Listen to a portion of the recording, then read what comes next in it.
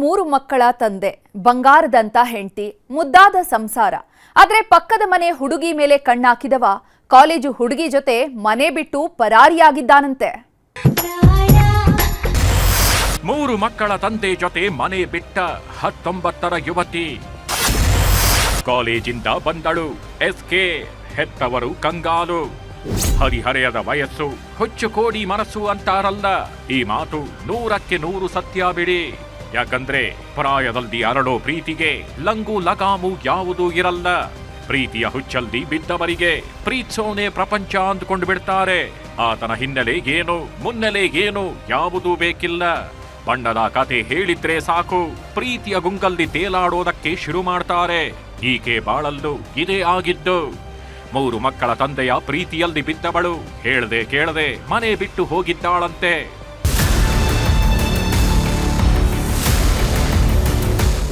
ಇವನೇ ನೋಡಿ ಈ ಸ್ಟೋರಿಯ ಮದನ ಕಾಮರಾಜ. ಹೆಸರು ಸುರೇಶ್ ಹುಲ್ಲೆನ್ನವರಂತ. ಬೆಳಗಾವಿ ಜಿಲ್ಲೆಯ ಕುಡಚಿ ಪಟ್ಟಣದ ನಿವಾಸಿ. ಇವನಿರೋ ಅಂದ ಚಂದಕ್ಕೆ ಈ ಹೆಣ್ಣು ಮಗಳು ಅದ್ ಹೇಗೆ ಮನಸೋತ್ಲೋ ದೇವರೇ ಬಲ್ಲ. ಚಪಲ ಚನ್ನಿಗರಾಯನಾಗಿದ್ದ ಈತನಿಗೆ ಮದುವೆಯಾಗಿ 3 ಮಕ್ಕಳಿದ್ದಾರೆ.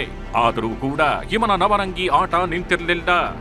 ಪಕ್ಕದ ಮನೆ ಹೆಣ್ಣು ಮಗಳನ್ನ ಕಣ್ಣಲ್ಲದೆ ಪಟಾಯಿಸಿದ್ದ. ಕೆಲ ತಿಂಗಳ ಹಿಂದೆ ಪತ್ನಿ 3ನೇ ಮಗುವಿಗೆ ಹೆರಿಗೆಗೆ ಅಂತ ತವರು ಸೇರ್ಕೊಂಡಿದ್ಲು. ಈ ಟೈಮ್ನಲ್ಲಿ ಒಂಟಿಯಾಗಿದ್ದವ ಮತ್ತೊಂದು ಜಂಟಿ ಬೆಸೆಯೋ ಕನಸು ಕಂಡಿದ್ದ. ಈತನ ತಾಳಕ್ಕೆ ತಕ್ಕಂತೆ ಕುಣಿದವಳೆ ಈ ಪ್ರಿಯಾಂಕ. 3 ಮಕ್ಕಳ ತಂದೆ ಅನ್ನೋದು ಗೊತ್ತಿದ್ರೂ ಕೂಡ ಈತನ ಜೊತೆ ಓಡಿ ಹೋಗಿದ್ದಾಳೆ ಅನ್ನೋ ಆರೋಪ ಕೇಳಿ ಬಂದಿದೆ. ಬೆಳಿಗ್ಗೆ 8 ಗಂಟೆ ಕಾಲೇಜ್ಗೆ ಹೋಗ್ತಿದ್ದೆ ರಾಯಬಾಗ್ ಗೌರ್ಮೆಂಟ್ ಕಾಲೇಜ್ ರೀ.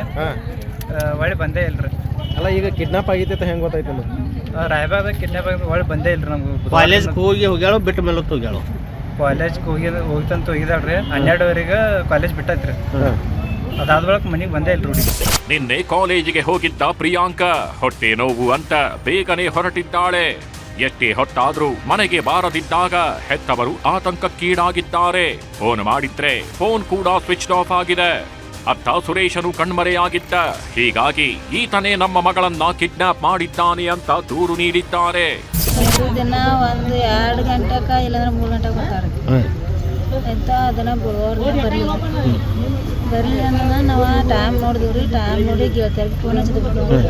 ಗೆಳತಿಯರು ಅನ್ನಂದ್ರು ರೀ 1:30 ಅಂದ್ರೆ 1 ಒಳಗಾಗಿ ವರ್ಕ್ ಮುಗಿಸಂತೈತಿ, ನನಗೆ ಆರಾಮಿಲ್ದಂಗೆ ಆಗೈತೆ ತಂಕಿಸಿಂದ ನಮ್ಗೆ 7 ವಾರ ಆಗಿ